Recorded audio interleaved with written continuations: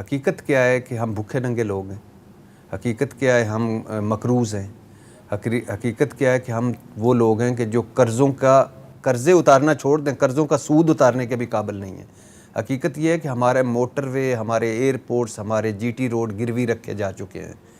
حقیقت یہ ہے کہ ہم ایک 24 کروڑ کی ملک ہے, 24 کروڑ کا ملک ہے, اور اللہ کے فضل و کرم سے یعنی ایک کمانے والا 10 کھانے والے, یہ حال ہے ہر جگہ.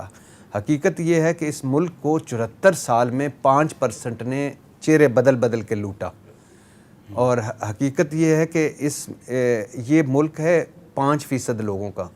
جو قائد اعظم کا ملک تھا وہ تو ان کی وفات کے بعد ہی چلا گیا. یہ 5% کا ملک ہے, اور جو ایک فکرہ ہے جو قائد اعظم کا ملک تھا وہ تو ٹوٹ چکا نا, آدھا چلا گیا آدھا ادھر.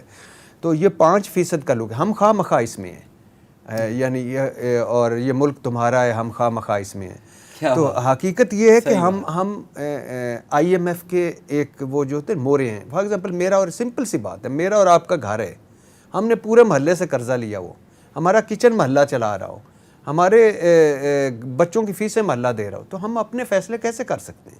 محلے کی جو وہ حکم کریں گے ہم کریں گے. اور حقیقت یہ ہے کہ ہم بحیثیت اقلیت کو نکال کر اوپر سے نیچے تک ہم بے ایمان ہیں, ہم چور ہیں, ہم کرپٹ ہیں, ہم 2 نمبر ہیں, اور اللہ کے فضل و کرم سے ہم کوئی 2 نمبری نہیں چھوڑتے. یعنی اب یہ آصف علی زرداری تو نہیں کہتا کہ آپ مردہ جانوروں کا گوشت بیچو, کھوتے بیچو, کتے بیچو, دودھ کو دیکھ لیں آپ. ہاں, یہ عمران خان یا نواز شریف تو نہیں کہتا کہ دودھ میں پانی ڈالو, یا آپ مردہ جانوروں کی انتڑیوں کا گھی بناؤ, یا آپ ہر چیز میں 2 نمبری کرو. فٹ پاتھ پہ قبضہ کیا ہوا ہے, ہاں, ریڑھی لگائی ہوئی, اور کہتے ہیں ہم جائز کما. ہاں, ہم فٹ پاتھوں پہ قبضے, جس کی جتنی ہمت ہے وہ اتنا, جس کا کہتے ہیں نا جتنا ہاتھ ڈلتا ہے وہ ڈال رہا ہے. اس کا حسن نثار صاحب نے اس کا ایک جملہ بولا تھا کہ جس کا ہر کوئی اپنے منہ کے حساب سے کھائی جا رہا ہے, جس کا جتنا منہ ہے وہ اتنا کھا رہا ہے, جس کا جتنا دو لگتا ہے وہ لگا رہا ہے. ایماندار کچھ اقلیت کو پھر بھی نکال دیں, باقی ایماندار وہی جن کا جگاڑ نہیں لگا, داؤ نہیں لگا. تو یہ ہے. دوسری بات ہے, دوسری ایک حقیقت بڑی ہے ناصر بھائی, ہمیں سمجھنی چاہیے کہ مثال کے طور پہ کہ ہم اس جو سال کا آغاز ہے وہ کرتے ہیں 600 ارب کے خسارے سے.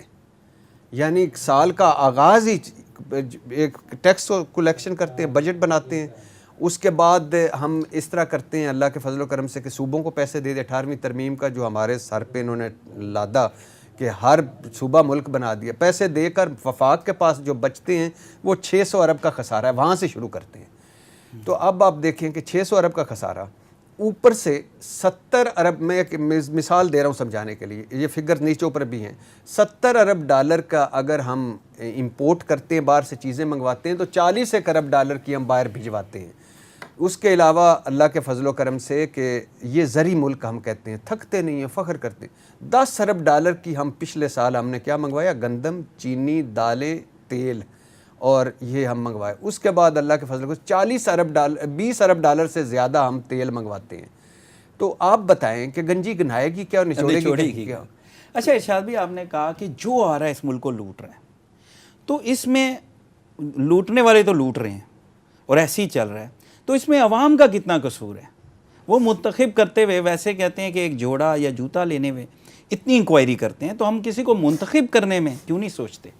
سر معذرت کے ساتھ کہ میں سمجھتا ہوں کہ بات یہاں شروع کر, حضور صلی اللہ علیہ وسلم کی ایک حدیث ہے یا عربی سینگ ہے, یہ مختلف اس کے بارے میں آ رہا ہے کہ جیسے اعمال ویسے امال, مطلب جیسی قوم ویسے رہنما, مطلب جیسی روح ویسے فرشتے, مطلب جیسا منہ ویسے ویسی چپیڑ, ویسے جیسے تھوبڑا ویسی چپیڑ. تو یہ ہمارے کرموں کا پھل ہے جو اوپر لگا ہوا ہے. آپ بتائیے مجھے کہ یہ جو جب بھی رمضان آتا ہے مہنگائی کیوں ہو جاتی ہے؟ ہمارے ریٹ ڈبل ہو جاتے ہیں, کیوں کہتے ہیں سیزن آ گیا, سیزن آ گیا کمانے کا. پوری دنیا میں ریلیف دیا جاتا ہے, ہمارے ملک میں لوٹنے کے لیے پورا پلان تیار کر لیا پورا. اور آپ مجھے بتائیے کہ یہ جو میں نے ابھی 4-5 آپ کو مثالیں دیں, ان کو آپ چھوڑ دیں. آپ مجھے بتائیں کہ کوئی ہے کہ جو تھوڑوں کو چھوڑ دے, کوئی ہے جو ناپ تول میں کمی کر رہا ہو؟ کوئی ہے جو ذخیرہ اندوزی نہ کر رہا ہو کہ قیمت بڑھے گی میرا یہ ہو جائے گا. کوئی ہے جو کہتا ہے میں دودھ ہے نا میری 1-2 بھینسیں ہیں میں یہ اصل دودھ بیچوں گا. کتنے ہوں گے یار اس ملک میں. پھر دوسری بات یہ ہے کہ بے ایمانی شرست میں ٹیکس لینے والے چور, ٹیکس دینے والے چور. اب آپ اس میں بتائیں کہ کیا ہو سکتا ہے, کیا کیا جا سکتا ہے. پھر اس کے علاوہ آپ دیکھیں کہ آپ پورے وہ ملک میں گھوم جائیں, مجھے کوئی ایسی آپ کو ہر جگہ اسلام ملے گا, ہر جگہ مذہب ملے گا, مگر کسی جگہ کوئی خالص چیز نہیں ملے گی. خالص دودھ, خالص چینی, خالص آٹا, خالص مرچ, اب تو وہ میں ہدوانا تربوز کو انجیکشن لگاتے ہیں اندر سے ریڈ ہو جائے, اسٹرابری اور وہ الیچی کو اوپر سے پینٹ کرتے ہیں ریڈ کلر. تو اتنے تک تو ہم ٹیکنیکل آ گئے ہیں, گر چکے ہیں, ختم ہو چکے ہیں. تو عوام اس میں بڑی قصوروار ہے. اور پھر آگے آ جائیں مثال کے طور پہ سلیکشن کی بات میں پھر آگے آ جائیں. ایک ہم کہتے ہیں ڈاکٹر عبدالقدیر ہمارا محسن پاکستان تھا اور اس نے ہمارا کہتے نہیں تھکتے. اور ڈاکٹر عبدالقدیر نے ایک مرتبہ جماعت بنائی اور پہلے تو اس کو امیدواروں کے لیے ٹکٹیں ہی نہیں مل رہے, امیدوار نہیں مل رہے تھے کہ کوئی ٹکٹ لے. پھر جو 25-26 انہوں نے امیدوار کھڑے کیے, ساروں کی ضمانتیں ضبط. تو آپ بتائیں یہ محسن پاکستان کے ساتھ یہ کر رہے ہیں. عبدالستار ریدی صاحب نے ایک لڑا تھا الیکشن, عبدالستار ریدی صاحب کی ضمانت ضبط. فاطمہ جناح ہار جاتی ہیں, جنرل ایوب جیت جاتے ہیں. یہ قوم ہے. آج اپنے محلے کا سب سے شریف آدمی کھڑا کریں, ضمانت ضبط ہو جائے. تو یہ کون کرتا ہے؟ عوام کرتی ہے. 2-2 ہزار روپے پہ وہ کرتے ہیں, قرآن پہ حلف لیتے ہیں اور اپنی جمہوریت اور اپنا ووٹ بیچ دیتے ہیں 2-2 ہزار پہ, قیمے والے نان پہ, بریانی کی پلیٹ پہ, اور ہر کے آگے نہ. اچھا میں بہت ساری آپ کو ادھر جیب کترا پکڑا, مار دیا. کسی پہ شبہ ہوا کہ اس نے میری دکان سے پتی چوری کی تھی, مار دیا. کسی سے شبہ ہوا کہ اس نے یہ اس چوری کی نیت سے آ رہا تھا, جو ڈاکو لٹیرے ہیں ان کے آگے ہم بھنگڑے ڈالتے ہیں, قدم بڑھاؤ ہم تمہارے ساتھ ہیں. پتی چوری جرم ہے اس ملک میں, جیب کترنا جرم ہے, ملکی خزانہ کھانا جرم نہیں ہے, نسلیں کھا جانا جرم نہیں ہے. ان کے بڑے لٹیرے ڈاکوؤں کے آگے یہ بھنگڑے ڈالتے ہیں اور چھوٹوں کو مارتے ہیں. تو اس قوم کا یہی حال ہوگا. یہ المیہ ہے بالکل ارشاد بھٹی صاحب. اچھا یہ بتائیں کہ سوال میرا یہی ہے کہ موجودہ جو مہنگائی ہو رہی ہے, سابق حکومت پاکستان تحریک انصاف کہتی ہے ان سے کنٹرول نہیں ہو رہا, موجودہ حکومت یہ کہتی ہے کہ پاکستان تحریک انصاف نے غلط معاہدے IMF سے کیے, اس کی وجہ سے مہنگائی ہو رہی ہے. تو آپ کی نظر میں قصوروار کون ہے؟ ایک تو بھائی پہلے تو میں عقل کی بات کر لوں. عقل کی بات یہ ہے کہ اب ہمارا ملک اس سطح پہ آ گیا ہے کہ جہاں اب ایک پارٹی کے بس کی بات نہیں رہی ملک چلانا, ایک پارٹی ایک سیاسی جماعت کے بس. اب وقت آ گیا ہے کہ ہم سارے ادارے ملیں, ساری جماعتیں ملیں اور مساق معیشت پہ آ کے رکیں کہ معیشت پہ ہم نہیں کریں گے کوئی سیاست. یہ ابھی آپ کا IMF کا ڈیفالٹ ٹلا ہے, یہ مکمل نہیں ختم ہوا. آپ اندازہ کریں یہ مکمل ختم تب ہوگا جب ہم اس سے IMF کا پروگرام سے نکلیں گے. 1-2 سال بعد ہم فیٹ اپ میں بھی آ سکتے ہیں, 2 سال بعد ہم دوبارہ ڈیفالٹ میں پہنچتے ہیں. سری لنکا چھوٹا ملک تھا, بچ جائے گا. ہم 24 کروڑ کی قوم ہے, ہم کہاں سے؟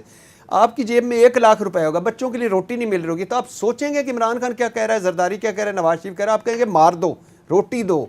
تو خدا کے لیے گھر لڑائی سے بچنے کے لیے یہ ساروں کو مل کے اس پہ کرنا چاہیے. دوسری بات, مجھے سمپل ان حکمرانوں کی بات, میں کسی کو بے ایمان آج نہیں کہتا, سارے عقل. مجھے بتائیں کسی سیاست دان کا کوئی ذاتی کاروبار خسارے میں جا رہا ہو؟ نہیں, وہ تو بڑے ہائپ پہ جا رہے ہیں, کامیاب جا رہے ہیں. ہاؤس آف شریف ان کا کوئی کاروبار بتائیں مجھے خسارے میں. شوگر مل ہو, بجلی کا کارخانہ ہو, سیمنٹ ہو, اسپتال ہو, کوئی سوال نہیں پیدا ہوتا. زرداری صاحب کی شوگر مل ہے, کوئی خسارے میں جا رہے ہیں. اچھا ہمارا کیوں سٹیل مل بند پڑی ہوئی ہے؟ یہ سارے حکمران تھے نا, سرکاری ہر ادارہ خسارے میں. اچھا وہ کیوں بند پڑی؟ ریلوے کیوں بند پڑا ہوا ہے؟ PIA کیوں تباہ ہوا پڑا ہے؟ پوسٹ آفس کیوں ہوا ہے؟ یوٹیلٹی سٹور کیوں خسارے میں ہے؟ کیا ذاتی یہی لوگ ہوتے ہیں اپنے ذاتی کاروبار ان کے اوپر چلے جاتے ہیں اور ملک کیونکہ درد نہیں ہے, کیونکہ توجہ نہیں ہے. یہ ملک چمپو چمارا کا ملک ہے جس میں میں بھی شامل ہوں. یہ آتے ہیں, ان کی جائیدادیں باہر ہیں, اولادیں باہر ہیں, پوشاکیں باہر ہیں, علاج باہر ہے, سارا کچھ باہر ہے, سب کچھ عیدیں باہر ہیں. یہ آتے ہم ان کو ایسا ملک نہیں ملے گا. اور آپ پھر کہتے ہیں ملک کیسے ہو جائے؟ اس ملک میں جو آیا ہے اس نے 1 اینٹ بربادی کی اضافہ کیا ہے. اور اب صحیح ہے۔ مسلسل کری جا رہی ہے.